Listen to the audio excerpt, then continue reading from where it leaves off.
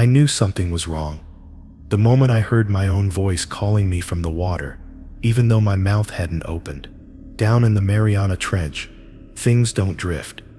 They wait, and they listen, and sometimes they speak back too perfectly. They gave us 11 rules before we descended.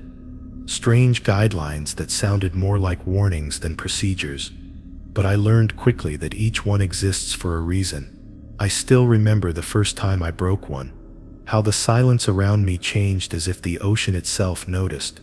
And if what I heard afterward truly came from me, then who was standing behind my submersible window?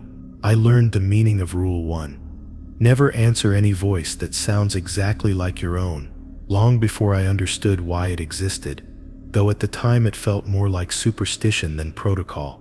The descent pod hummed around me as I dropped deeper into the trench, the pressure indicators pulsing gently like the heartbeat of a sleeping giant. I kept telling myself, the rule was just a psychological safeguard, something the senior crew exaggerated to keep rookies alert. But the deeper I went, the more I felt an odd heaviness settling over me, as if the ocean were leaning closer to hear my thoughts. And that was when the comms picked up the first whisper. At first it sounded harmless, just a faint echo brushing across the static, like a distorted fragment from the surface bouncing back down. I leaned closer to the audio feed, half curious, half annoyed, thinking it was equipment interference. But then the voice shaped itself more clearly, repeating my name in a tone so precise, so casually familiar, that for a moment I wondered if I had mumbled without realizing it. I sat perfectly still, staring at the comm panel as the voice murmured again, this time with the exact cadence I use when I talk to myself during long dives. The realization sent a cold current through my spine, and even though instinct urged me to respond, training pinned my mouth shut. I tried to steady my breathing, reminding myself that isolation plays tricks on the mind at depths where sunlight hasn't touched for millions of years. Still, the voice kept pushing through the static, shaping full sentences now, using the same soft stutter I get when I'm anxious. I felt a quiet panic build in my chest, not because the voice was speaking, but because it knew exactly what tone I would use when I was afraid. I forced myself to focus on my instruments, refusing to look at the comm interface, even though every instinct begged me to acknowledge it. The moment stretched on painfully, like a test I hadn't studied for but somehow had to pass. The descent grew darker as the last traces of blue faded into an almost velvet black, broken only by the instrument lights blinking steadily around me. The water outside pressed in with an invisible weight that flattened every thought in my head except one. Don't speak. For a moment the voice stopped, replaced by a faint vibration traveling through the hull, subtle but deliberate, as if something large moved just beyond the narrow cone of my external lights. I swallowed the rising tension, telling myself it could be anything, maybe a drifting whale or a current shift, but nothing at this depth was supposed to move freely.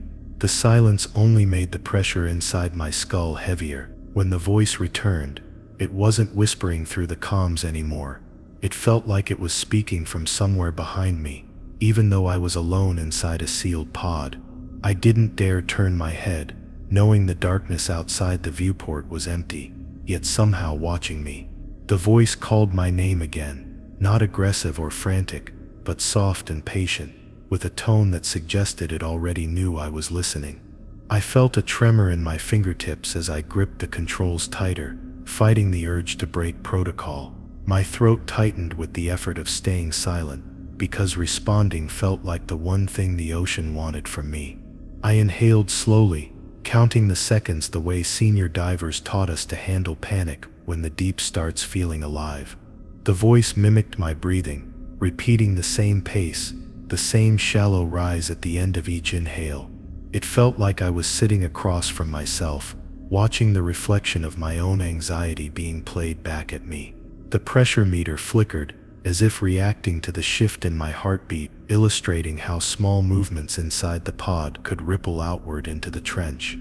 I tried to keep my eyes focused on the depth readings instead of the growing shadow that was forming just outside my peripheral vision. The shadow wasn't clear, not a shape I could identify, but it moved with a rhythm almost synchronized with my own fidgeting.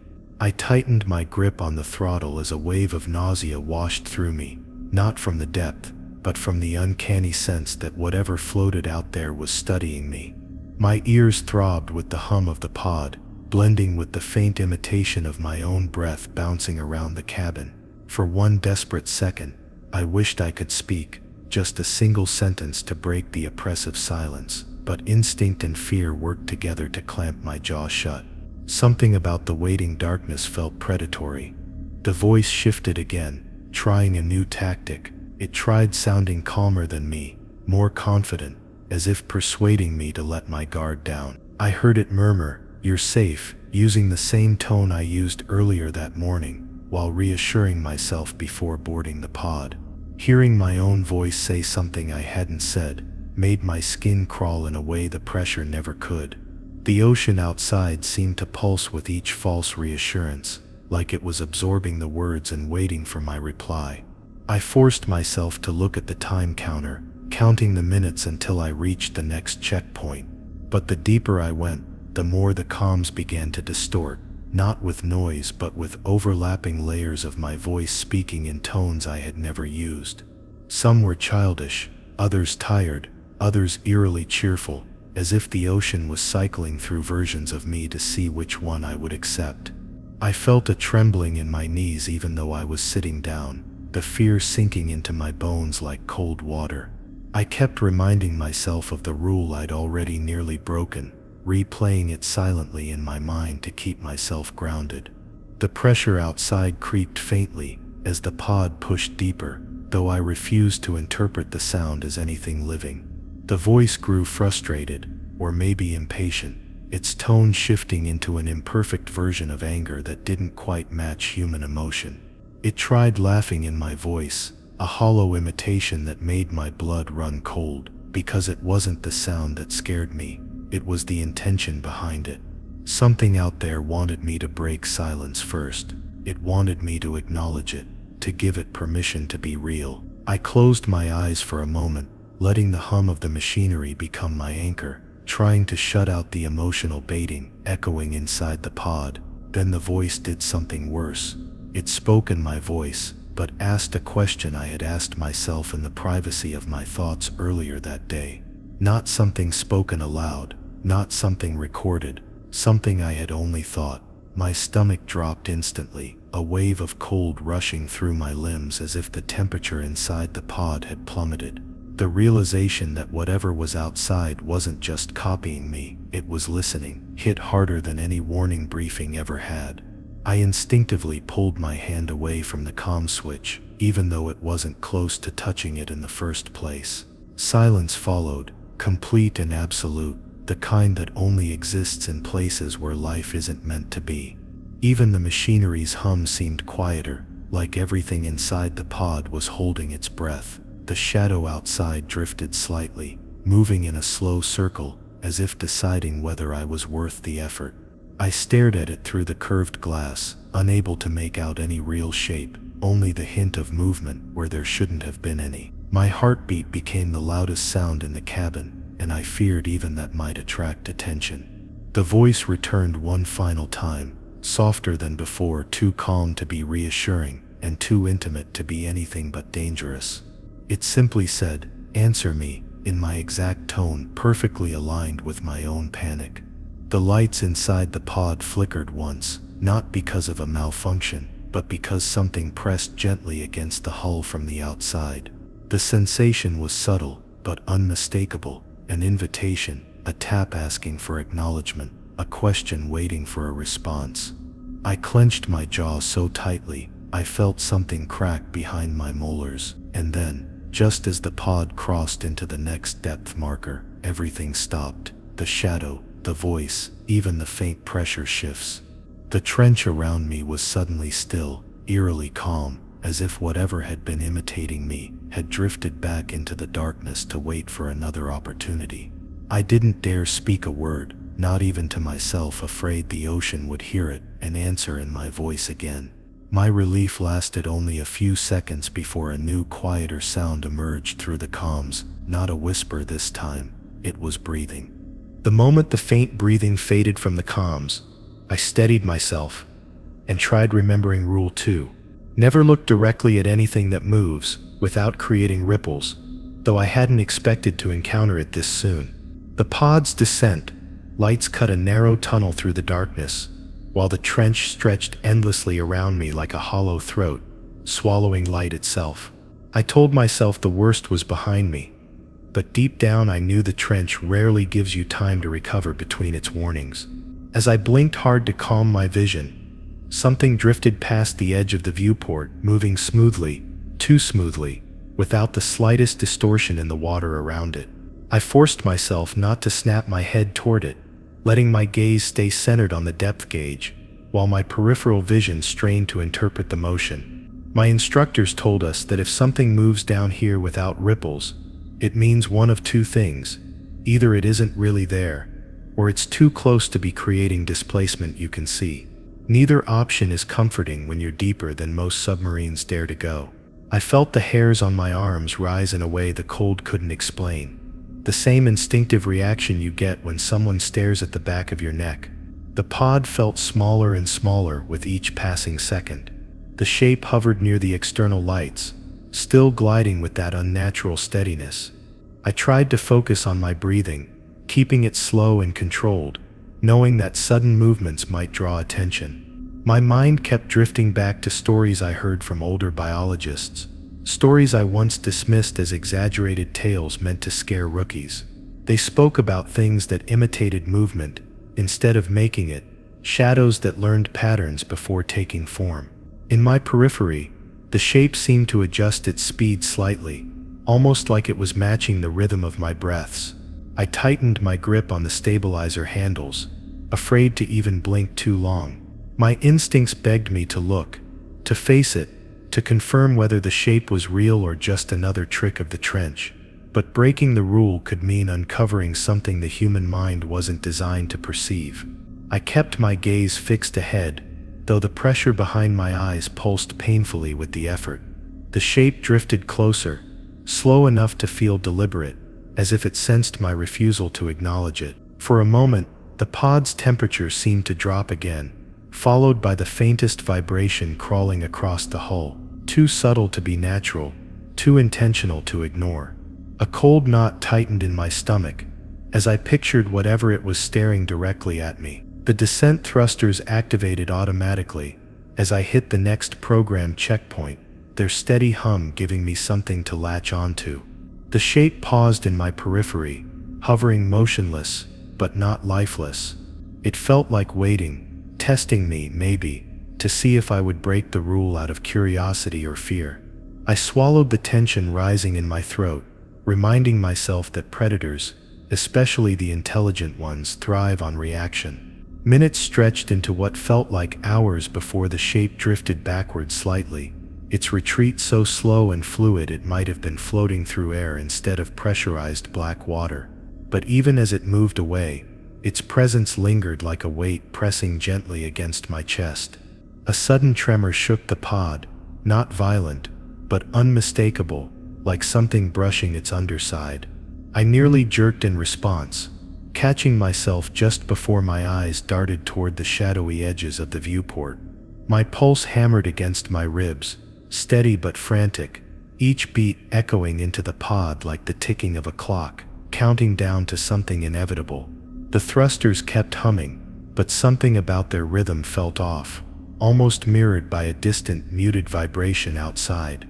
For a terrifying moment, I wondered if the shape was imitating the machinery, learning the pod's beat, the same way it had learned my voice. The vibration outside shifted again, growing stronger for a heartbeat before fading entirely, leaving only the whisper of the deep pressing against the hull. I risked tilting my head slightly, not enough to break the rule, but enough to widen my peripheral range, searching for any motion that didn't belong. The shape was gone, not drifted, not faded, just gone, as if the darkness had swallowed it the way a mouth closes around something small. My skin crawled with a primal unease at the thought that it hadn't simply left, it had repositioned. And I knew exactly where my instincts feared it might be now. The lights flickered again, just a soft pulse, but this time it wasn't accompanied by any calm distortion. Instead, a faint, rhythmic tapping echoed from somewhere near the back of the pod, not mechanical, not random, patient. The kind of sound a child might make against glass, while waiting for someone inside to turn around. My breath hitched as the tapping grew slower, almost thoughtful, and I clenched my jaw to stop my teeth from chattering. I didn't dare move, not even a fraction, afraid that acknowledging the sound would count as looking. My mind raced with possibilities. Had it learned how to mimic sound as well as movement? Was it even behind me? Or was that just where it wanted me to think it was? The tapping stopped abruptly, replaced by a long stretch of silence that felt louder than any noise. I focused on the oxygen monitor, watching the steady rise and fall of the bar, as if it could anchor me to something real. But beneath the steady hum of the pod, another sound began to emerge, faint, distorted, almost like a distant echo of metal scraping against metal. The noise was slow and deliberate, sliding along the hull in a path that felt too precise to be random. It traveled along the left side, paused near the hatch, then continued downward as if tracing the pod's outline. My breath stilled in my chest as I realized the shape wasn't just observing me. It was studying the pod's structure. I kept my gaze fixed forward, eyes burning with strain as I refused to move them even an inch. The scraping continued its path before fading into nothing, leaving behind only an overwhelming stillness. For a moment I allowed myself to hope that it had moved on, that the rule had protected me long enough for the trench to lose interest. But then something shifted just outside the main viewport. Not a shape this time, but the faint outline of something aligning itself with the lights, mimicking the angle of my shadow inside the pod. It stretched slowly, elongating in a way no human silhouette ever could, matching every tiny shift of my posture, despite the fact that my light source remained unchanged. I felt a slow chill crawl up my spine as realization settled in. It wasn't imitating my shape. It was imitating my presence, trying to predict where I would look next. The shadow lingered, pulsing faintly at its edges, as if adjusting to the subtle vibrations of my breathing. Then, without warning, it froze entirely, every trace of motion vanishing in an instant. The pod's lights flickered again, and when they stabilized, the shadow was gone, not dispersed, not faded, gone in the same unnatural way as before. My throat tightened as I understood what that meant. It had moved again, somewhere close. The comms crackled suddenly, not with a voice, but with the faintest sound of water shifting, like something pushing through the trench with impossible speed. The hull vibrated once, a sharp focused pressure point on the upper right panel, as if something pressed its palm, or something like a palm, right against the metal. The vibration held for 3 long seconds before slipping away with quiet, glass-smooth motion. I didn't move. I couldn't. My body locked in place as a wave of instinctual terror surged through me, demanding I look, even though I knew breaking the rule would mean seeing something I might never recover from. The pod drifted deeper, but the lights didn't catch anything else moving, not in my periphery, not in the edges of the glass, not in the shadows that pooled where the lamps couldn't reach. For a few long minutes, the pod felt normal again, too normal, as if whatever had been examining me finally decided I wasn't worth the effort. Or perhaps, it was waiting for a different moment to reveal itself. The silence felt suffocating, the darkness felt patient, and then, just as I dared to exhale, the faint reflection of my own silhouette in the viewport shifted a fraction of a second after I moved. I kept replaying what I'd seen as I held my breath in that narrow monitoring corridor. And that's when the next reminder came rushing back to me. Rule 3. Never answer when your name is called from the dark water. A rule I used to laugh at during drills, but was now starting to understand in a way I wished I didn't. The corridor lights flickered overhead in uneven pulses, each blink stretching the shadows across the bulkheads, like something was moving inside them. I remember whispering to myself that it was just the afterimage of fear, But the word afterimage felt wrong, because nothing about this place allowed things to remain after. It felt like the Mariana Trench swallowed every trace of reality and spat it back distorted. I moved slowly, one hand brushing the cold steel wall as if grounding myself against something much deeper than the facility. Even though I knew Sanchez had wandered toward the flooded lower hatch, something about his behavior gnawed at me like a hook dragging a long bone. He wasn't the type to investigate anything alone, and the way he turned back toward me before disappearing, expression blank, eyes wet and unfocused, looked less like curiosity and more like someone responding to a pull. I tried radioing him again, but only static came through, layered with an undertone that felt unsettlingly rhythmic, like breathing slowed to an unnatural pace. When I leaned closer to the speaker, that faint breathing shifted, almost aligning with my own in a way that made my chest tighten. I stepped deeper into the monitoring bay, peeking through the observation window that overlooked the dark outer trench where the floodlights barely reached. The water pressed against the glass like a monstrous lung slow inflating, and the lights illuminated only drifting particles that spiraled like ash. For a moment I saw what looked like a silhouette far beyond the last lamp, thin, still, unbothered by pressure or cold. But before I could focus, the lamps flickered again and the shape disappeared as though it were never there. I backed away instinctively, bumping into a chair that rolled across the grated floor with a metallic groan that echoed down the corridor like a warning. I should have gone straight to the upper deck, sealed the walkway and reported Sanchez as missing, but something tugged at my instincts, a feeling that if I left now, something worse would happen. When I stepped back into the hallway, the air tasted metallic, sharper than before, like a storm was building inside the facility instead of outside it. I moved slowly, listening for any sign of movement, but the silence wasn't empty. It felt full, stretched, ready to break. My boots felt heavier with each step, as if I were walking deeper into the trench itself, rather than forward along a simple passage. Halfway down the corridor, I froze when I heard my name. Soft, low, drifting through the stillness like someone exhaling words into my ear. It wasn't echoed or distorted by comms. It was impossibly close, like someone whispering from behind me. I didn't turn around, but my entire spine locked up from the familiar tone. It sounded like Sanchez's voice, long and drawn out, but missing something human. The cadence was too slow, too deliberate, and layered beneath it was a second vibration like something large murmuring underwater. I kept my eyes forward because I knew better. I truly did, but even knowing the danger didn't stop my pulse from thundering in my ears. I whispered to myself not to respond, repeating it like a mantra even though I didn't know if repeating anything mattered. That voice behind me said my name again, this time with a gentle rise at the end, like a question. Like someone asking if I was hurt, or if I could hear them. The corridor air thickened, almost warm around the edges, as if something invisible had stepped closer. I clenched my jaw so tightly my teeth hurt, forcing each breath to stay silent in my throat.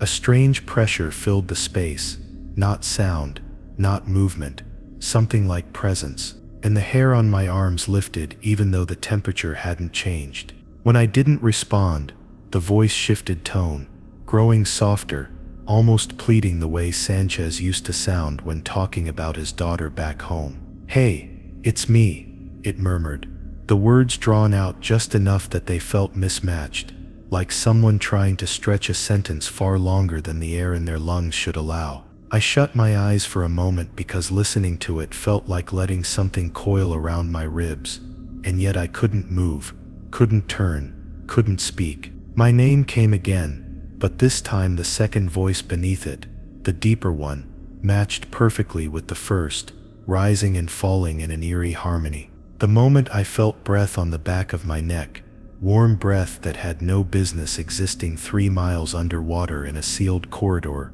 I forced myself forward in a sudden motion, as if ripping myself from its grip. My boots hammered against the walkway as I sprinted toward the central junction, the faint light smearing into streaks on the edge of my vision. I didn't look back because I didn't need to. The absence of footsteps behind me was worse than the presence. It was as though whatever called my name didn't need to chase. It simply waited for me to slow down. When I reached the junction, I grabbed the edge of the doorway and doubled over, forcing air in and out of my lungs until the dizziness faded. For a moment I thought I'd outrun the voice, but then I heard something new, a slow, distant resonance from the flooded lower deck. Not speech exactly, but the shape of speech, as if someone underwater was trying to form words but couldn't push them through. The hum traveled through the steel floor into my boots, climbing upward into my legs like a vibration of recognition. Whatever it was didn't sound frustrated, it sounded patient. I straightened slowly and checked the perimeter cameras mounted near the ceiling. Every feed was coded in visual static except one, the lower hatch camera, where the waterline shimmered under emergency lighting.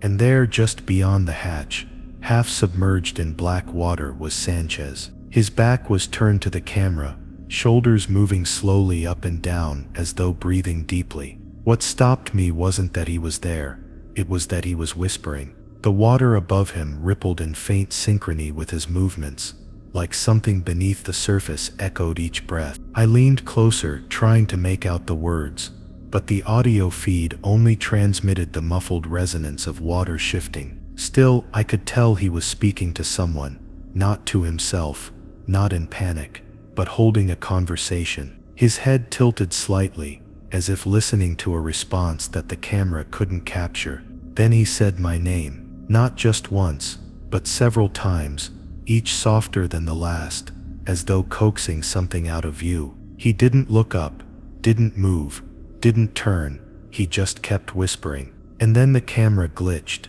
just a faint stutter of the frame, but in that single flicker, something else was standing next to him. Not touching, not fully shaped, tall, thin, its outline shimmering like a reflection in disturbed water. When the image stabilized, the figure was gone, but Sanchez's whispers shifted tone, growing lower, closer to the sound I'd heard in the corridor behind me. That was the moment I realized he wasn't the one calling me earlier. Something else had used his voice, and now it wanted him to help bring me closer. The corridor lights dimmed, and the hum beneath the facility grew louder, like the trench itself was waking up. The last thing I heard before the feed cut out completely was Sanchez turning his head slightly toward the camera, whispering something that froze every part of me in place. "Come down. It's waiting for you." And I knew that whatever waited in that water didn't want all of us. It wanted me first. I reminded myself of Rule 4. Always keep a reflective surface between you and the deep water, when you are alone. As I fumbled to position the small mirror panel on the pod's console, my hands shaking under the unnatural chill. The water outside was absolute darkness, swallowing the beam of my descent lights like a living void, and I could feel its weight pressing against the hull as if it had intention. Even with the mirror in place, the shadows flickered strangely across the glass, hinting at shapes that should not have existed at these depths. I tried to focus on the reflection, convincing myself that seeing only the mirror could prevent the abyss from noticing me. But a quiet tension settled in my chest that I couldn't shake. The air inside the pod felt thicker, every breath a deliberate effort as I monitored the pressure gauges for reassurance. I edged closer to the viewport, keeping my gaze mostly on the mirror, careful not to stare directly at the dark water beyond. The mirror reflected my own face, pale and tense, every muscle tight with unspoken fear. But it also reflected the faint ripple that had started to form in the corner of the pod's external light. I hadn't moved toward it, and yet the movement suggested a presence, a slow drifting that seemed aware of every shift of my body. My throat felt dry, as I whispered to myself, keep calm, repeating it like a mantra, knowing the rule existed to keep panic from giving the deep something to feed on. The reflective surface wasn't just a shield, it was a promise to survive if I obeyed it without hesitation. The pod trembled slightly, a subtle vibration that ran along the hull and set my teeth on edge. In the mirror, I caught a fleeting distortion of my reflection, not a ripple of my own movement, but something that seemed to mimic me from an angle that shouldn't have existed. I froze, reminding myself that the rule was there for a reason, a protective boundary between reality and whatever lurked in the trench. Even if the distortion was only a trick of the light, my instincts screamed it wasn't.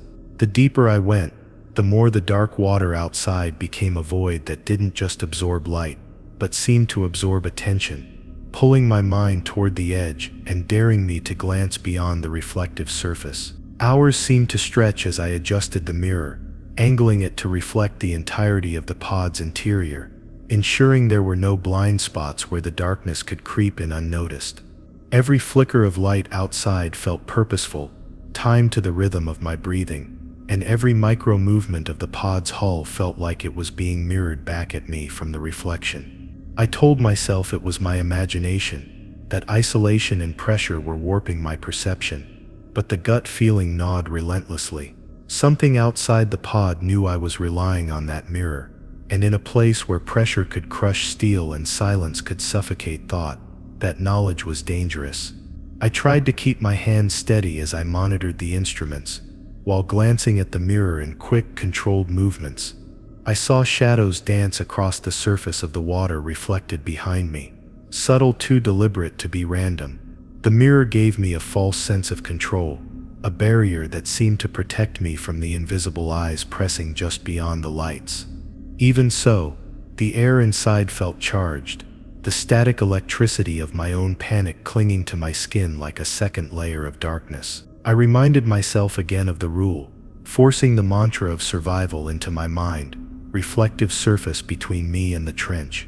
Always. The water outside seemed to pulse slightly, a slow ebb and flow that aligned with my heartbeat. Every instinct screamed to turn and verify the motion, to see what was causing it, but I didn't. I kept my gaze strictly on the mirror, noticing how the reflection allowed me to see more than I ever could by looking directly at the trench. There were hints of shapes, almost imperceptible, that didn't exist in the physical space of the pod but were visible in the mirror's surface. Each movement made me question my sanity, and I realized the rule wasn't just about protection. It was about keeping the mind tethered to reality long enough to survive the mental assault of the deep. As I maneuvered through the pod's narrow aisles, adjusting controls and checking systems, the mirror continued to reflect everything perfectly, yet distortions lingered at the edges. Shadows slipped along the reflected hull, stretching unnaturally and disappearing when I glanced at them from the corner of my eye. My pulse quickened with every faint tremor in the pod's metal frame, every flicker of light from the descent lamps. I thought I was alone, yet the reflection suggested otherwise, hinting at something observing me, testing me, measuring how carefully I obeyed the rule. Each moment became a delicate balancing act between the known safety of the pod and the infinite, unknowable expanse outside. The reflective surface began to feel almost alive, responding to my movements in ways that were subtle but undeniable. My own face in the mirror shifted slightly when I turned my head, and yet there were moments when it lagged, as if something else occupied that space for a fraction of a second. I kept my breathing shallow, hands gripping the pod's rail, telling myself that I couldn't afford to break the rule. The moment I did, the abyss outside would claim more than just my attention. It would claim me. The mirror's reflection had become my anchor, a small fragment of control in a place where control was an illusion. Minutes blurred into hours as I maintained this tension, never allowing my eyes to drift beyond the protective surface of the mirror. The pod's instruments hummed steadily, but the deep water seemed to press more insistently, a silent presence behind every panel, every shadow in the reflection. I could feel the weight of it through the metal hull, the pressure not just physical but psychological, as if the trench itself was aware of my compliance with Rule 4. Every instinct screamed at me to look, to confirm the impossible shapes hinted at in the mirror, but I forced myself to obey, knowing that doing so was the only way to survive another moment. Then, without warning, a ripple passed across the mirror itself, not caused by my movement, not caused by the pod, but something external touching the reflective surface in a way I couldn't explain. The reflection shimmered, and for the briefest instant, I thought I saw two of myself staring back, one slightly behind the other, mimicking my posture. My heart nearly stopped, but I refused to react. I reminded myself silently, reflective surface between me and the deep water. That mantra became a lifeline as the pod shuddered slightly, and the darkness outside shifted, almost as if it recoiled from the mirrored barrier I had placed. The hours dragged on, each minute heavy with anticipation, as if the trench was testing my endurance, measuring how long I could maintain Rule 4. Every vibration of the pod, every subtle distortion in the reflection, felt like communication, a warning, a taunt, an invitation. I resisted every impulse to look directly, to verify, to speak, to respond. The mirror remained my only shield, my fragile lifeline between me and the infinite darkness that wanted more than my attention. I kept adjusting its angle, keeping all blind spots covered, each minor shift a small victory in maintaining focus and sanity. The final moments before reaching the next depth checkpoint were the most harrowing. The reflection in the mirror grew sharper, clearer than it should have been in the dim pod light, almost unnaturally so. I could see every wrinkle in my skin, every line of tension in my jaw, and yet the corner of the reflection flickered with motion that wasn't mine. I reminded myself one last time of the rule, as the pod's console lights dimmed briefly, and the external pressure indicators spiked slightly. A ripple passed through the mirror, and in that fleeting moment, I knew whatever waited in the trench could see me, but it could not touch me, not while I obeyed.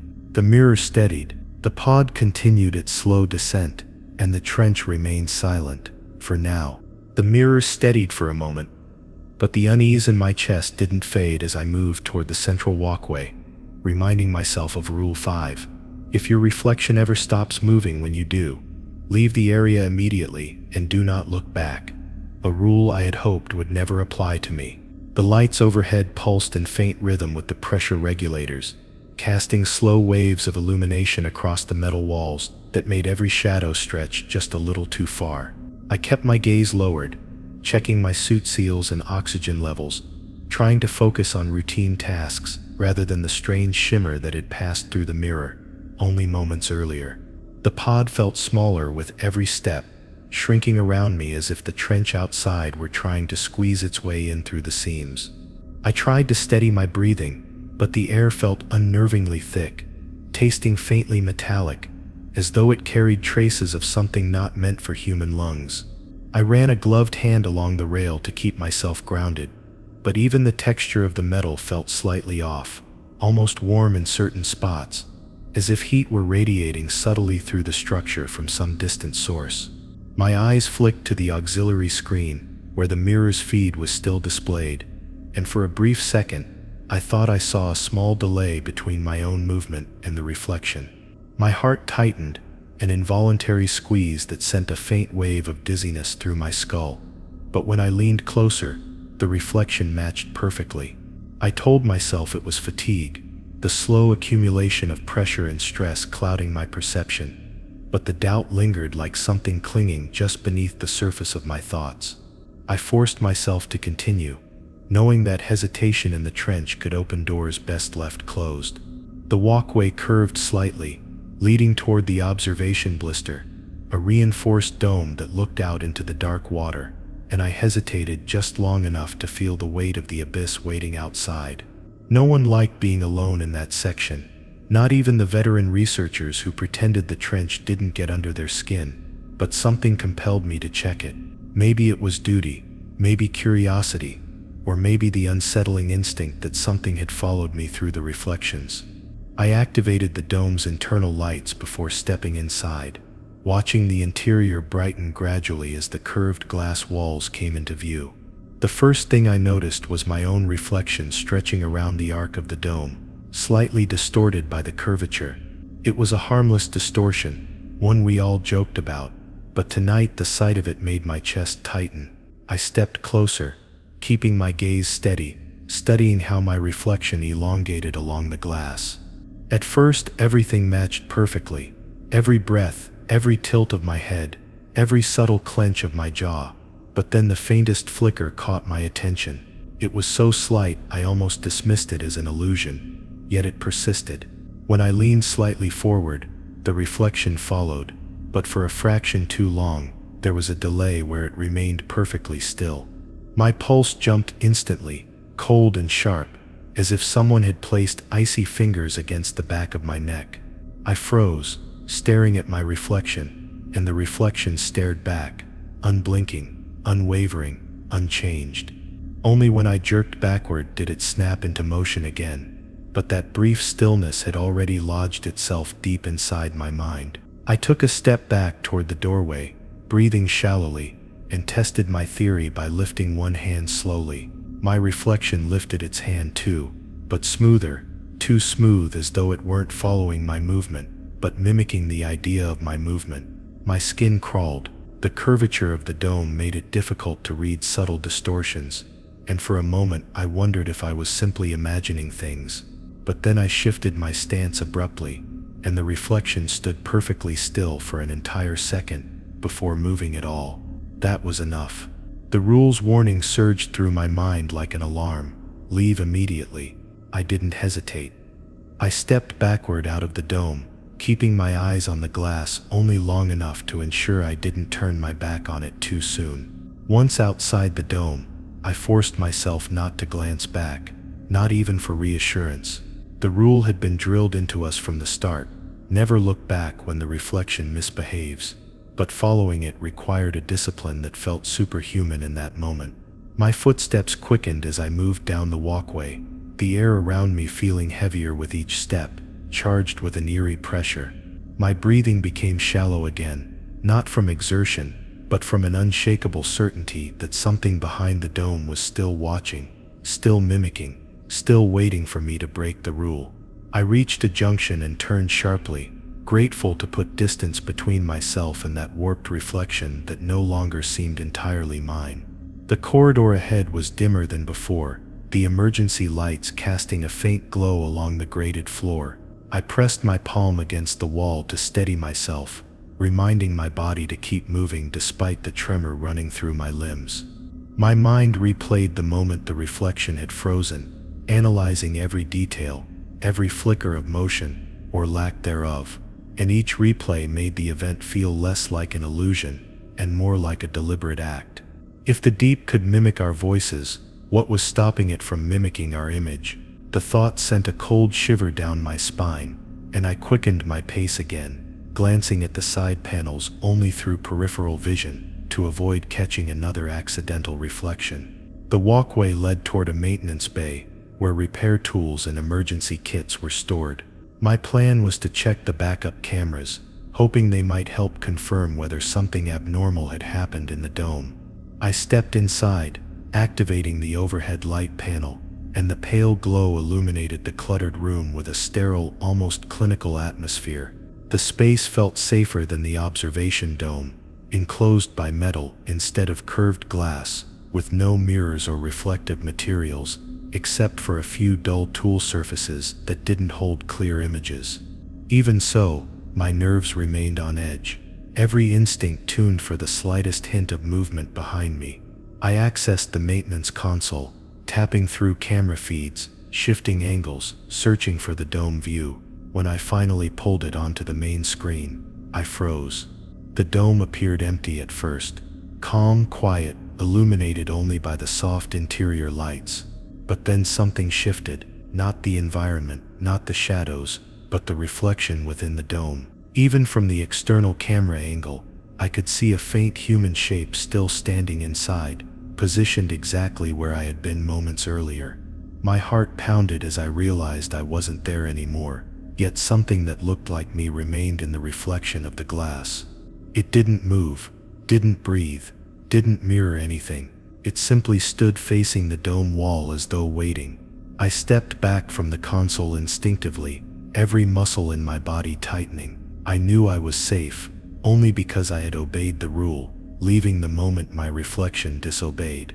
But the sight of that still figure, that unmoving silhouette frozen where I had once stood, made me feel as though a part of the trench had learned something new, something about me specifically.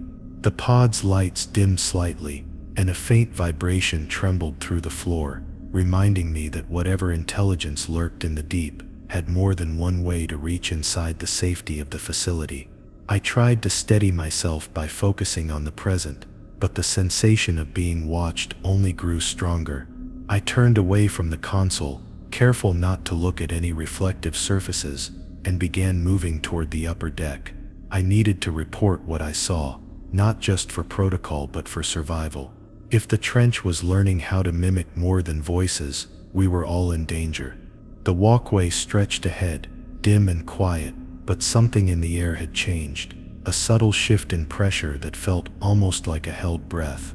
My footsteps echoed softly along the metal floor as I kept my gaze forward, refusing to let curiosity pull me back toward the dome or its impossible reflection. Halfway up the stairs to the deck, I paused as a faint discomfort settled in the base of my skull, a prickling sensation like being observed from just beyond the edge of vision. I didn't turn, I didn't slow, I reminded myself again, not the words of the rule, but the meaning behind it. Whatever had lingered in the dome was no longer a trick of perception. It was something that wanted recognition, something that wanted validation, something that wanted me to look back. I gripped the rail tightly and forced myself to continue climbing, refusing to give the trench anything more than it had already taken. By the time I reached the upper deck, the lights flickered once, briefly, and settled into a steady glow. I exhaled a shaky breath, thinking I had momentarily escaped whatever presence had formed behind the glass. But survival in the trench was never that simple. As I stepped onto the deck, I caught sight of a small reflective panel on the console, barely a sliver, barely enough to show more than a distorted blur. Yet somehow, impossibly, the reflection staring back at me wasn't distorted at all. It was perfectly still, perfectly clear, perfectly unmoving, and it was smiling. I could feel my pulse hammering in my temples as I stared at the unmoving reflection and reminded myself of Rule 6. Never descend below your assigned depth without backup and full comms contact. The rule I had broken once before in training and barely lived to regret. The pod's lights flickered faintly over the panels, casting long shadows across the deck that seemed to stretch into the water itself. My chest tightened as I realized the trench outside was watching, and if I ignored the rule now, I would be alone, untracked, and unprotected, plunging further into the abyss. I gripped the handrails tightly and forced my breathing into a steady rhythm, knowing every erratic movement or thought could be detected by whatever intelligence lurked just beyond the hull. The darkness pressed close to the pod's glass, thick and impenetrable, and I felt the weight of every unsaid rule pressing against my mind. I checked the depth gauge obsessively, noticing the faint fluctuations that occurred as if the water itself were moving the pod slightly beyond its controls. I knew the next checkpoint was several hundred meters below, a depth at which the pod's hull would begin to shiver under the immense pressure, and the absence of comms made it impossible to signal for support.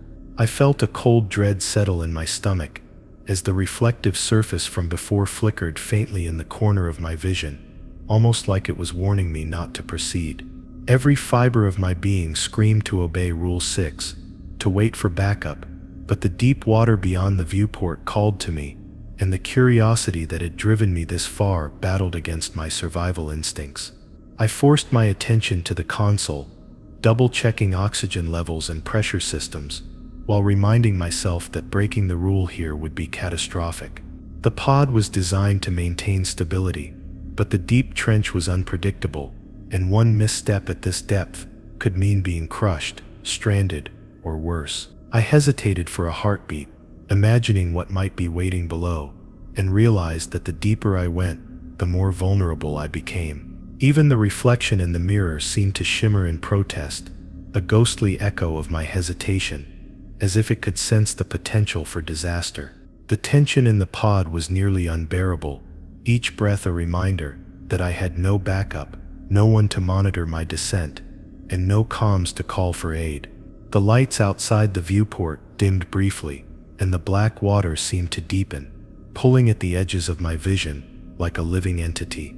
I reminded myself of the rule again, knowing that any decision to ignore it could have consequences beyond what human imagination could comprehend.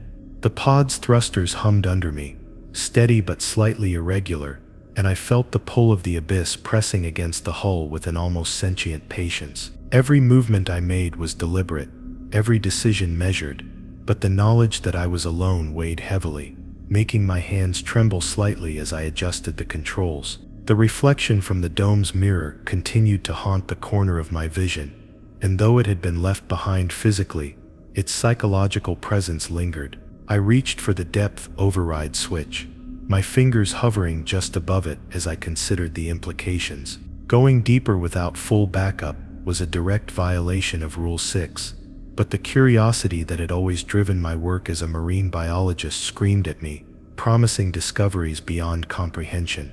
I imagined the strange creatures that could inhabit this layer of the trench, the bioluminescent predators that might have evolved intelligence, the anomalies that might mimic movement and voice. My pulse surged with both fear and fascination, and I realized I had to fight the instinct to ignore the rule. One wrong move at this depth could make the difference between returning safely or becoming another warning whispered in hushed tones among future researchers. I thought about the previous incidents we had drilled, the stories told about researchers who ignored Rule 6 and were never heard from again. The pod's exterior lights barely reached the surrounding water, and in that dim glow, I could imagine shadows moving independently, watching, waiting. I reminded myself that these stories weren't exaggerations.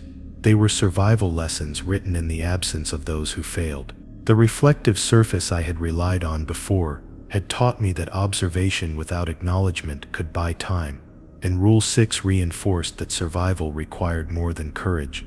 It required patience and caution. I adjusted the pod's stabilizers, ensuring I could maintain control if the water currents shifted suddenly, as they inevitably would. I focused on the console readouts, scanning for any irregularities in pressure, oxygen, and hull integrity. Every system appeared normal, yet my instinct screamed that normal at this depth was a fragile illusion. The trench had a way of bending perception, of making ordinary readings seem deceitful. I considered the possibility that even the instruments could be influenced, either by mechanical failure or by something deeper, something alive and intelligent that interacted with the pod in ways I couldn't comprehend. The reflection of the control panel in the mirror's feed seemed to flicker, subtly out of sync, reinforcing the notion that the trench had a way of manipulating perception and attention. Staying above assigned depth wasn't just protocol, it was survival logic tested by decades of human error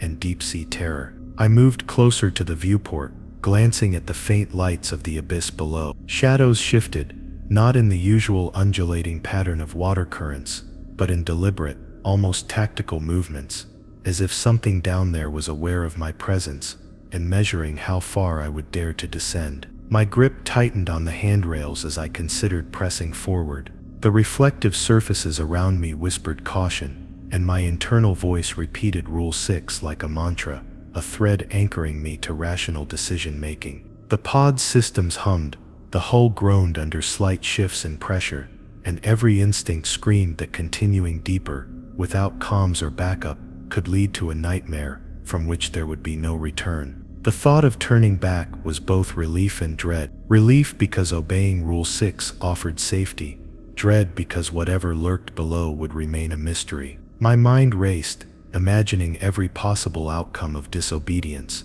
the pod being dragged, hull breaches, shadows that mimicked movement, voices that imitated mine. I pictured the abyss swallowing the light entirely, leaving only the reflection of my panic as I failed to escape. Every precaution I had learned was now a fragile lifeline, reminding me that this depth wasn't about courage or curiosity, but about rigid adherence to survival rules. Ignoring the rule could destroy not just the pod but the fragile sanity of anyone trapped alone in the trench. Minutes stretched endlessly as I balanced at the threshold of the assigned depth. I could see faint bioluminescent flashes far below, glimpses of creatures that moved with an intelligence, both alien and calculating. My pulse raced, and yet I kept my hands steady on the controls, letting rational thought overpower the primal urge to descend. Rule 6 reminded me that backup wasn't just about help, it was about accountability, about ensuring that if the abyss reached for me, there was a line, a tether connecting me to reality. I could feel the presence of the trench in every vibration of the hull, every subtle shift of light, and every movement in the reflected panels around me. It was patient, it was waiting, and it was learning. Finally, after what felt like an eternity, I allowed myself to step back, release the tension in my shoulders, and move the pod slowly upward toward safer depths. The reflection in the mirror remained consistent, unmoving, but the dread in my chest didn't dissipate. Rule 6 had saved me this time, just as it had saved countless others, and yet the knowledge that I had flirted with disaster left a lingering ache in my nerves. The trench was a living entity, patient, observant, and endlessly calculating, and disobeying its rules even slightly could mark you as prey. As I eased the pod upward, I couldn't shake the feeling that whatever waited below had taken note, memorized every hesitation, and would be ready for the next encounter.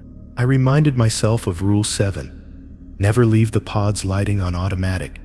Maintain manual control at all times. As I stepped back from the control console, my hands trembling slightly while gripping the edge of the panel, the trench outside seemed darker than usual, black swallowing the faint glow of the pod's exterior lights, and I could feel the oppressive presence of the abyss pressing against the thin metal hull.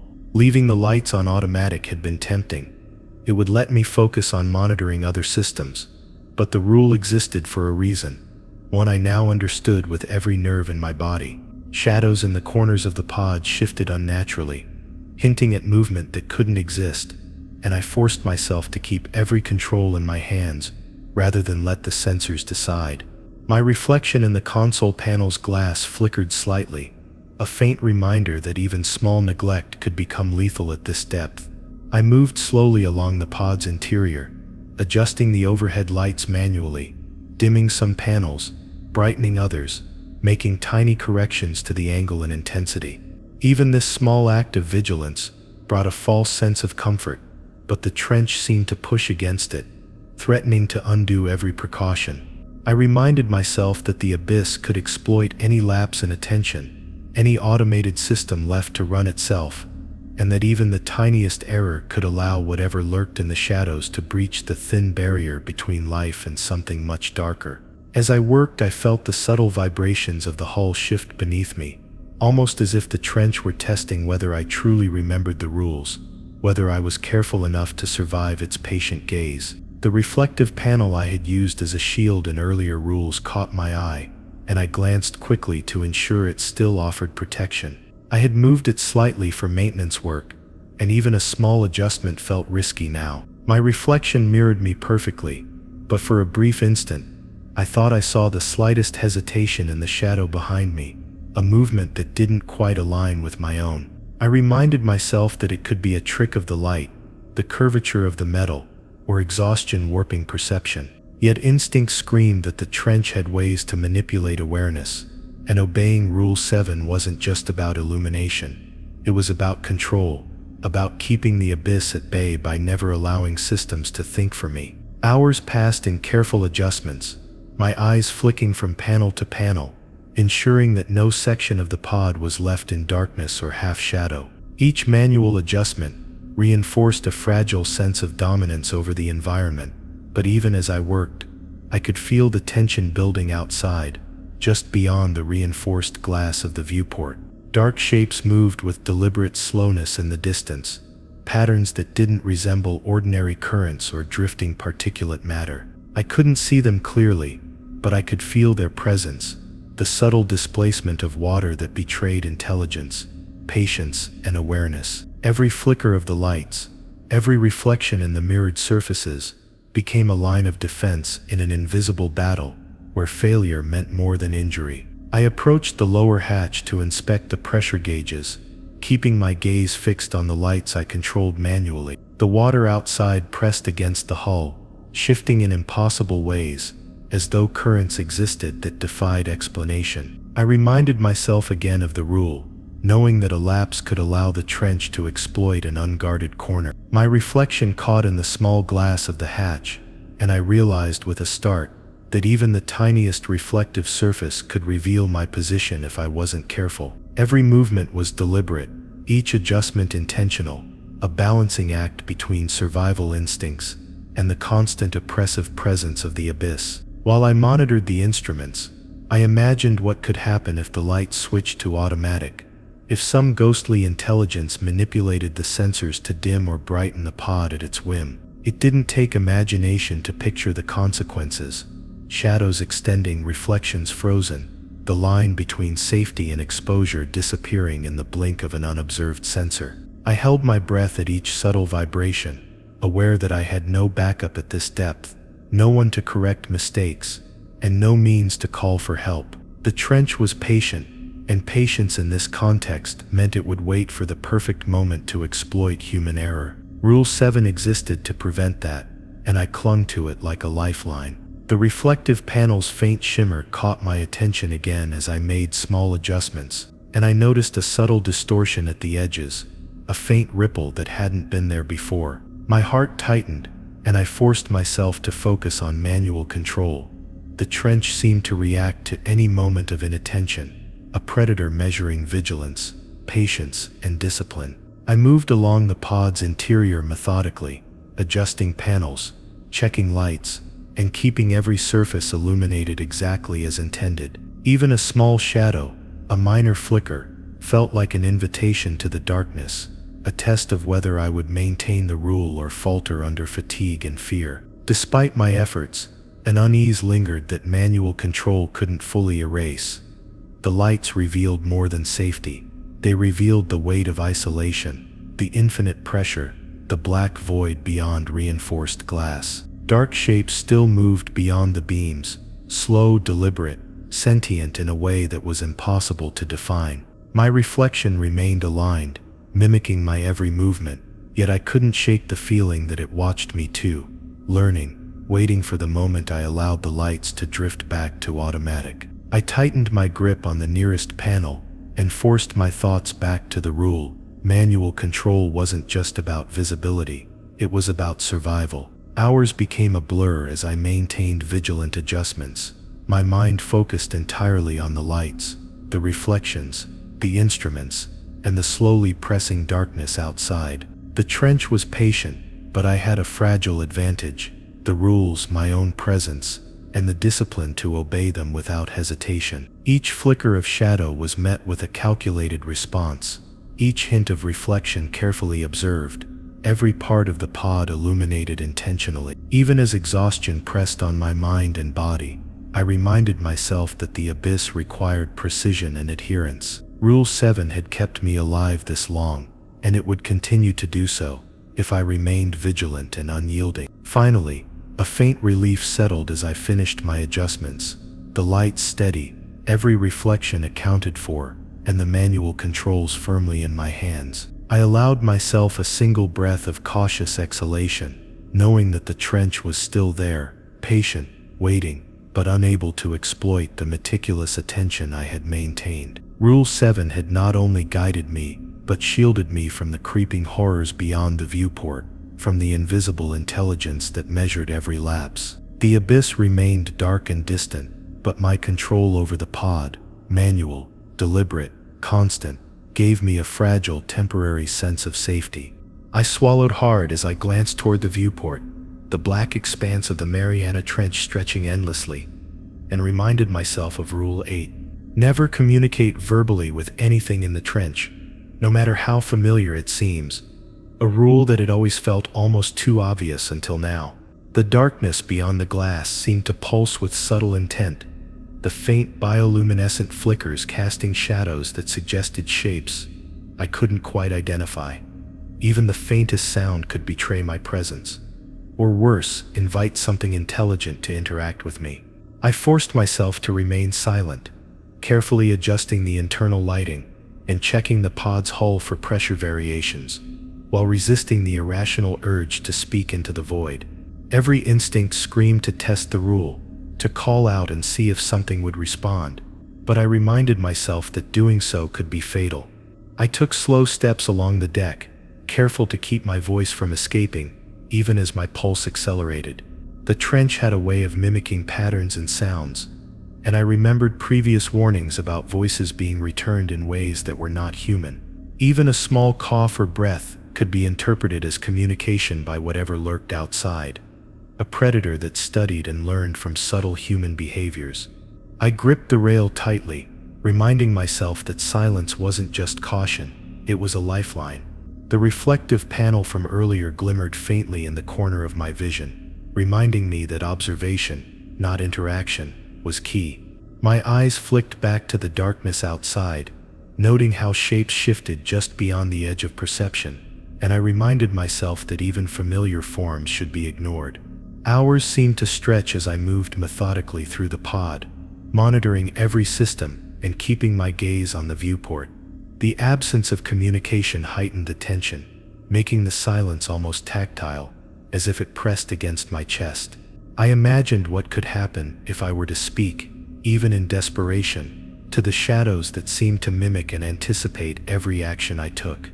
My mind raced with scenarios where a single word could trigger attention, or worse, curiosity from whatever intelligence had claimed this depth as its own.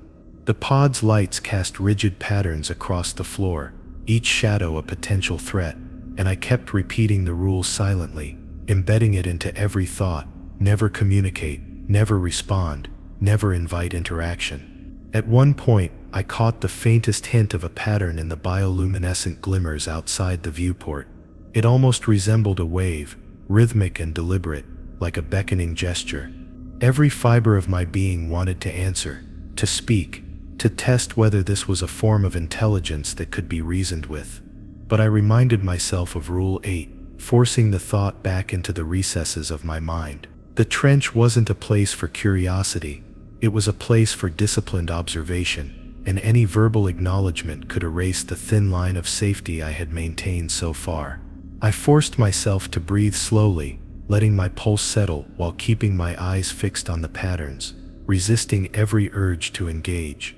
The pod trembled slightly as I made my way to the rear maintenance hatch, a minor shift in pressure that sent my pulse racing. Even as I worked on stabilizing the hull's internal systems, I kept my lips sealed, aware that sound traveled differently through water and metal at this depth.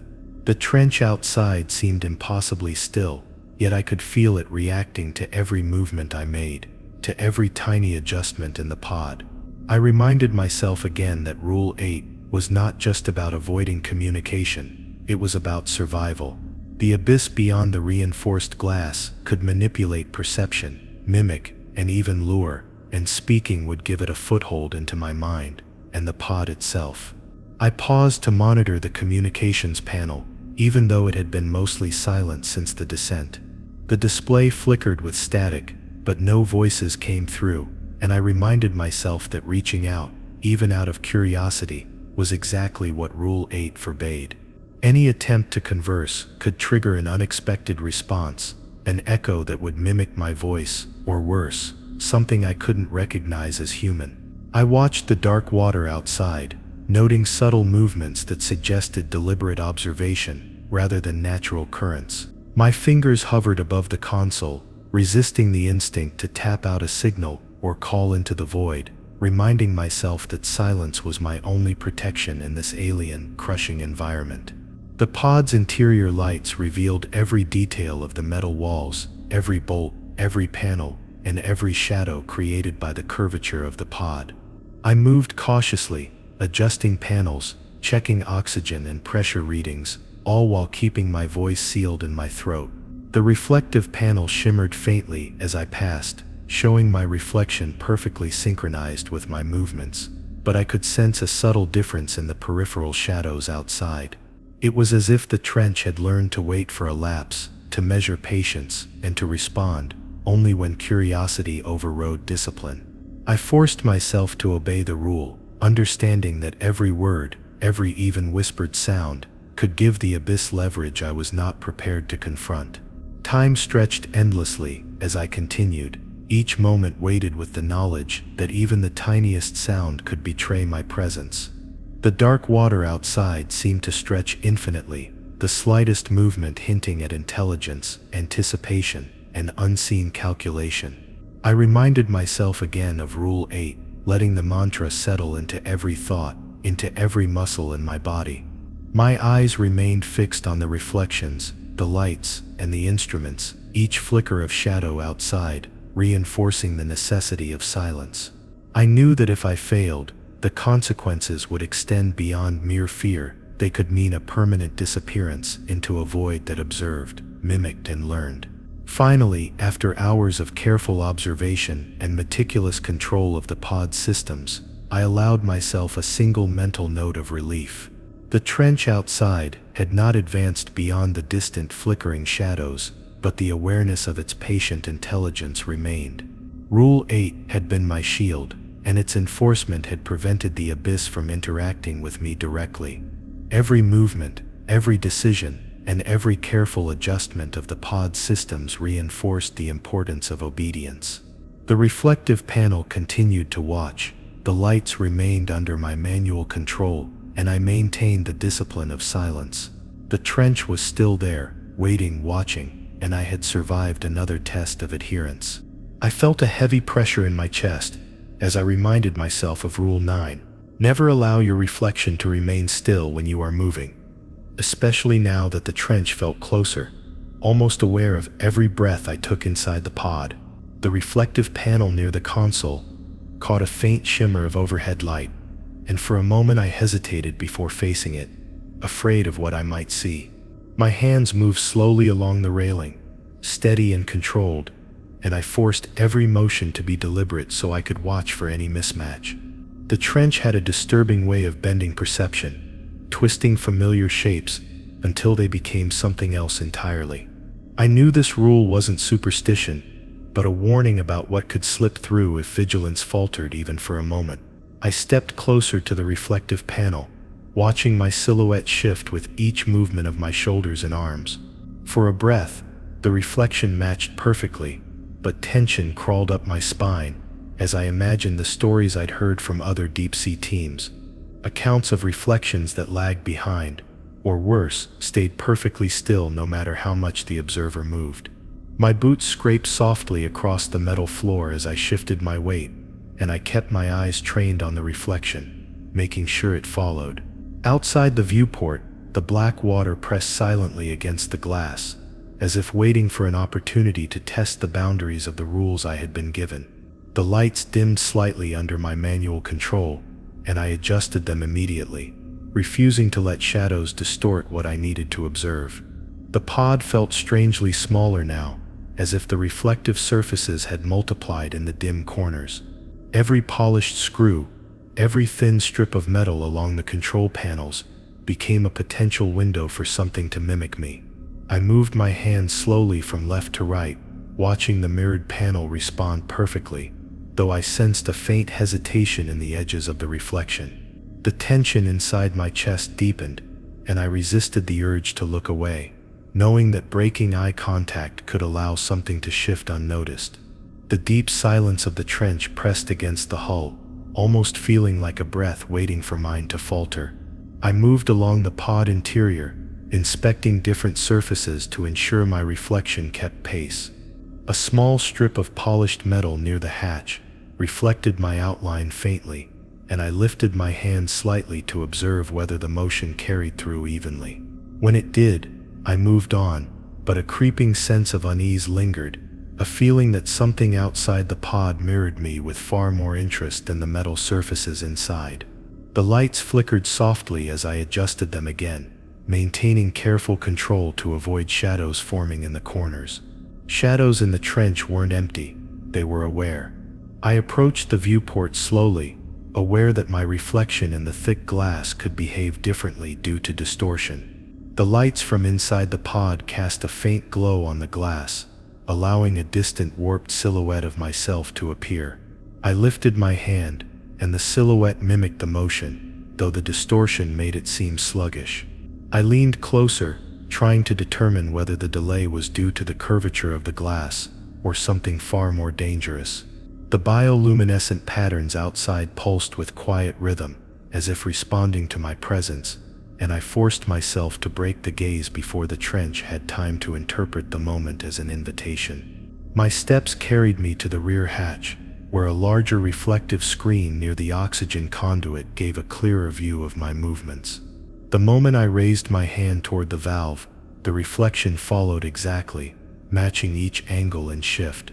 Yet something in its eyes, or the suggestion of eyes, felt wrong, as though the darkness behind the mirror had depth, rather than being a flat surface.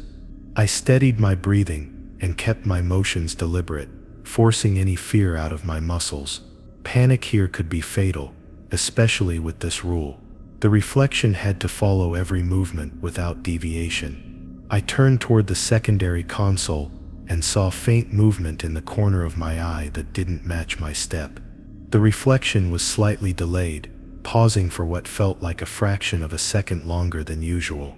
My heart clenched, and I immediately moved my arm sharply upward, forcing the reflection to respond. It did, though the motion felt stiff, as if something were pushing against it from the other side. I backed away slowly, keeping my eyes locked on the panel and refusing to let the reflection move out of sight. The pod creaked faintly under pressure, but I focused entirely on that mirrored shape, unwilling to give the trench any advantage. I shifted to another surface, a narrow metal strip near the hatch, and tested my movements again. The reflection followed smoothly this time, though a faint flicker at the edge of the metal made it difficult to determine whether it was simply bending light or something else trying to form a shape.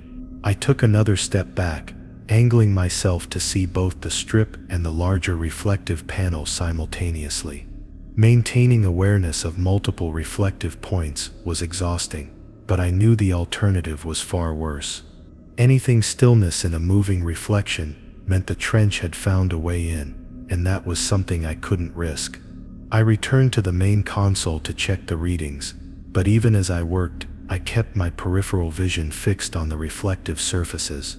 The pressure readings fluctuated slightly, suggesting the trench was shifting around the pod, and the bioluminescent patterns outside formed subtle shapes that seemed too organized to be natural. I forced myself to stay focused, keeping my motions deliberate and slow, ensuring that every reflective surface remained obedient. Sweat clung to my skin, despite the cold tension drilling deep into my muscles, as I kept my gaze shifting constantly between tasks. Minutes turned into hours, as I maintained a delicate balance between observation and movement. My reflection followed each motion, though the tension of watching for mistakes weighed heavily on my mind. The trench outside remained patient, hovering in the darkness like a presence waiting for the smallest lapse. My arms trembled slightly from the constant effort, but I kept going, refusing to let fatigue break my discipline. The reflective panel remained still, except when I moved, but I couldn't shake the feeling that something behind the glass was watching, waiting for the moment my vigilance slipped. Finally, after another long inspection, I allowed myself a single breath of relief. The reflections matched perfectly across every surface, and the pod remained sealed, every light perfectly controlled. The abyss outside the viewport remained motionless, though I sensed its silent observation. The tension had not lifted, but I had survived another rule, another test of discipline, caution, and presence of mind. Rule 9 had become my anchor in the shifting dark, a delicate boundary between myself and something that might take my place if given the chance. The trench remained patient, and I remained aware, knowing the next rule would challenge me even more. I stared at the faintly glowing debris drifting just beyond the viewport, and reminded myself of Rule 10. Never touch or interact with objects that seem out of place in the trench, though my curiosity clawed at the edges of my reason. Something had shifted in the darkness, a shape that seemed deliberate, almost impossible, contrasting sharply with the natural forms of the deep. My fingers itched to reach out, to examine the anomaly, but I forced them back, gripping the console instead, and reminding myself of the consequences. The trench had a way of twisting intentions, turning harmless curiosity into fatal encounters. Every reflection, every faint ripple of water, seemed to whisper caution, as if the abyss itself had eyes pressing through the hull. I adjusted the pod's manual lighting, angling the beams to illuminate the floating anomaly without moving closer. The object remained eerily still, suspended in the black water, illuminated faintly by the pod's glow. My pulse quickened as I considered what it could be: debris from past expeditions, a deep-sea organism, or something more intelligent, placed deliberately to lure or manipulate. I reminded myself again of Rule 10, repeating it like a mantra to anchor reason. Even the slightest contact could trigger unknown consequences. A shift in the water, a mimic, or something far worse. The reflection in the polished metal panel on the console flickered faintly, and I realized with a shiver that even internal surfaces could carry subtle warnings. I moved slowly along the pod's interior, keeping my gaze on the anomaly as I monitored all systems. Every movement had to be precise, each step measured, because a sudden jerk toward the floating object could create vibrations that the trench would interpret. I imagined the possibilities. If the object were intelligent, it could mimic, it could react, or it could pull me into situations I could not escape. My hand hovered over the emergency panel, not to touch the object, but to be ready in case the pod needed to adjust instantly. The darkness outside seemed to press closer, and even the faint bioluminescent flashes in the distance looked like eyes, tracking every movement I made, evaluating the adherence to the rules. I studied the object through the viewport, my eyes straining to pick up details. It was small but clearly out of place, a smooth metallic form that didn't belong in the natural environment of the trench. My mind raced with possibilities, but Rule 10 anchored me. I was not to touch, not to investigate physically, not to give curiosity the upper hand. The reflective panels caught the dim light of the pod, showing my face tense, eyes wide, and hands gripping the rails, and I realized that the reflection itself reinforced the caution. Every instinct screamed that the trench could turn this anomaly against me, manipulating physics or perception to force a lapse. I stayed still, focusing on the console lights, the reflection, and the instruments, reminding myself that every choice mattered. I moved to the rear of the pod, keeping the viewport in view while checking oxygen and pressure readings. Each panel I passed offered a distorted reflection, and I resisted the urge to approach them too closely, knowing that the rule applied not only to the anomaly outside, but to potential triggers within the pod. Every object, every surface, could be used by the trench as a lure, a test, or a trap. I carefully adjusted the manual lighting once more, ensuring the beams illuminated only what I needed to see, leaving nothing hidden. The anomaly outside remained motionless, almost teasing, as if daring me to forget the rule. I could feel my pulse in my ears, each beat a reminder that at this depth, small lapses became irreversible mistakes. I considered the previous encounters in the trench that had been documented, the tales of researchers who touched objects out of place and never returned. Even the most careful expedition logs contained warnings, objects that shouldn't exist at certain depths, artifacts of unknown origin, or organisms that mimicked familiar forms. Each story ended in disappearance or madness. My hands twitched slightly, a reflexive desire to interact, but I clenched them into fists, letting the tension anchor me instead of my curiosity. Rule 10 was not theoretical, it was a practical survival measure, a barrier against the subtle manipulations of the deep that I had already felt pressing against every surface of the pod. I adjusted the console, keeping my eyes on the anomaly as I monitored the pod's systems. Each flicker in the darkness seemed to have intent, each small shift in the water suggesting calculated movement rather than random current. I reminded myself that the trench had intelligence that we couldn't measure, and even something as inert as a metallic object could serve as a tool for the abyss. My reflection in the panels followed my movements perfectly, yet the tiniest misalignment made my stomach knot with fear. I forced myself to stay focused on the rule, aware that the margin for error was almost non-existent. The anomaly, motionless yet somehow alive in my imagination, remained a constant reminder of the trench's patient observation. I stepped closer to the central console, avoiding any reflex to investigate the floating object physically. My gaze flicked from instruments to viewport, my breathing steady but shallow, muscles tensed. The reflection in the polished metal surface seemed to stretch unnaturally, as if something in the trench's awareness could reach even into my perception of myself. I imagined what could happen if I touched the anomaly. Instant mimicry, the pod compromised, a shift in pressure that could kill, or the trench using the contact to manipulate reality itself. I refused to risk it, letting the rule govern every motion, every breath, every decision. The abyss remained patient, and so would I. I maintained manual control of the pod's systems, while keeping the anomaly constantly in view, never allowing my focus to waver. Each reflection, each subtle flicker of light, reminded me of Rule 10. I adjusted the lighting angles slightly, ensuring that the anomaly was visible but distant, never inviting interaction. The water outside pressed against the viewport,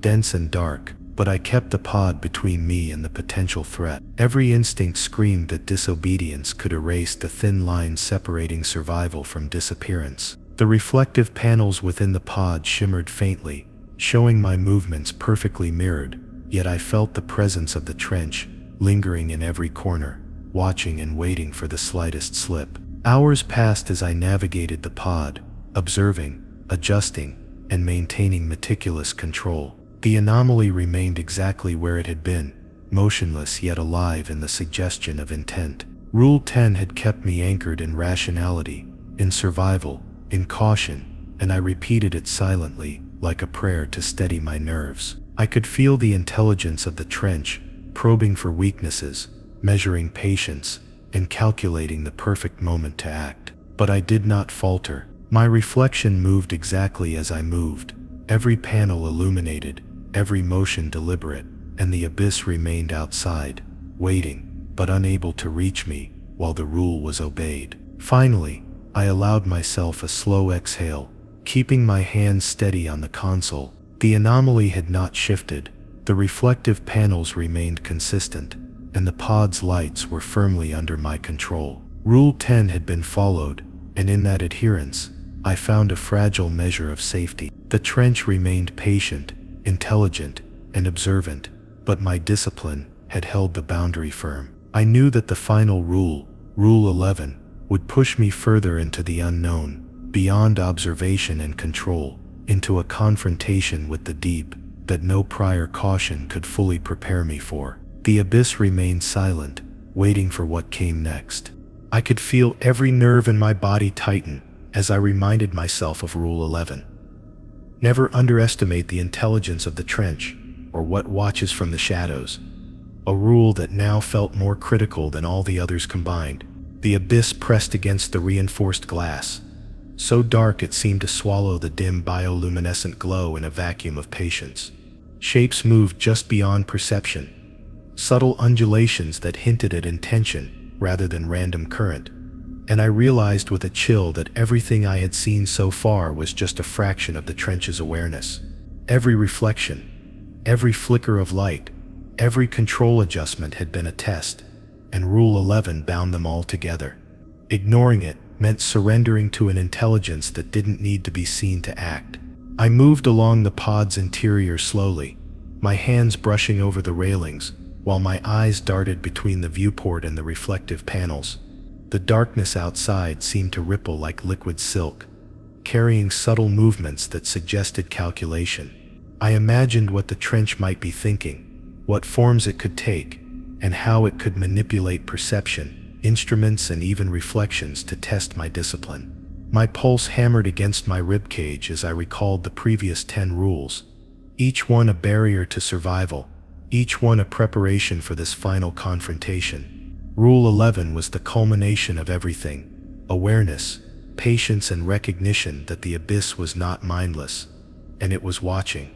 I reached the central console, monitoring pressure, oxygen, and depth, while the black water outside remained impossibly still.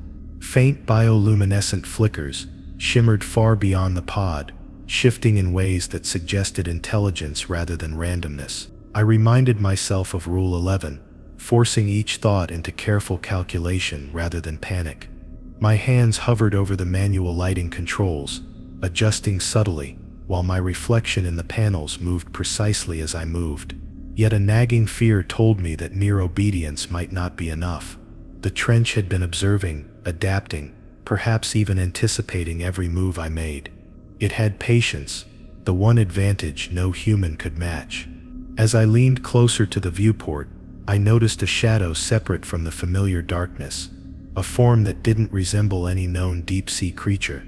It lingered just beyond the reach of the lights, as if it were testing boundaries, measuring the pod, measuring me.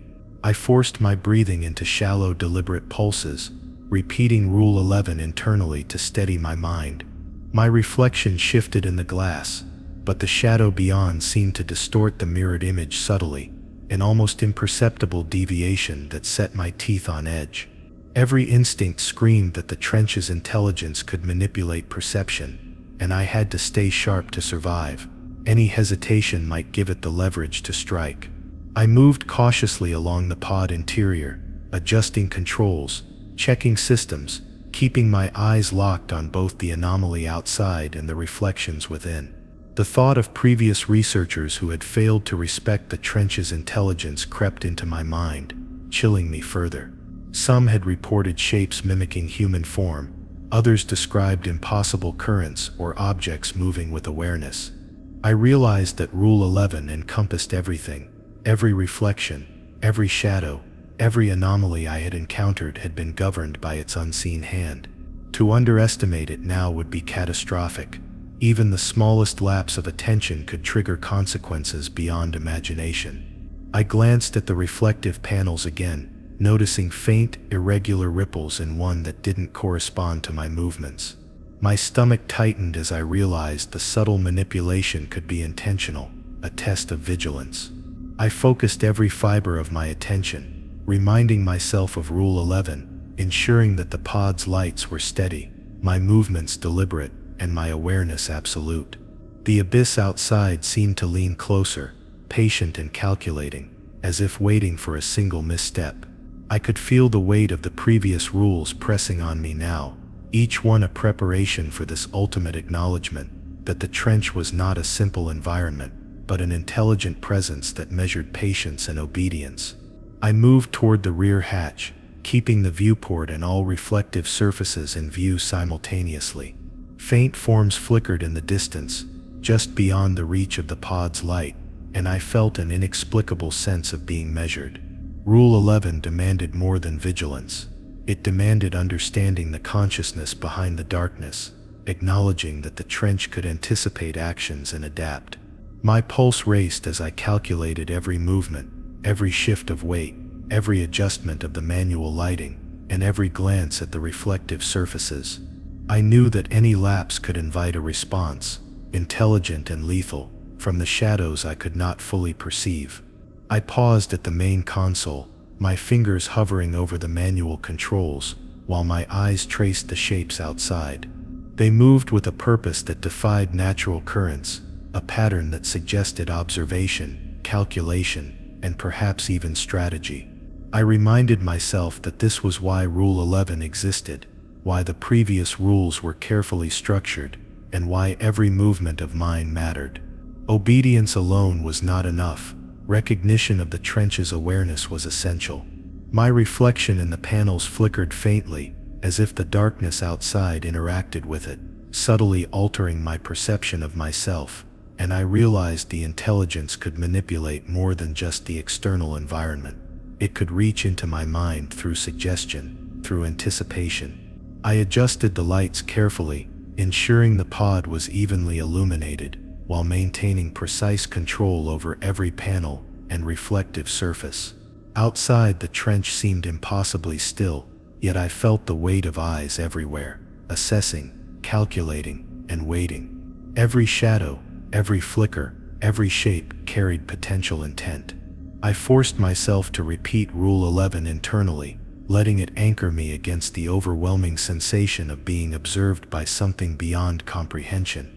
Every previous rule now felt like scaffolding, supporting this final confrontation with the trench's intelligence, and I realized that failure was no longer hypothetical. it could arrive in a heartbeat. Minutes stretched into hours as I remained vigilant, observing, adjusting, and acknowledging the presence outside.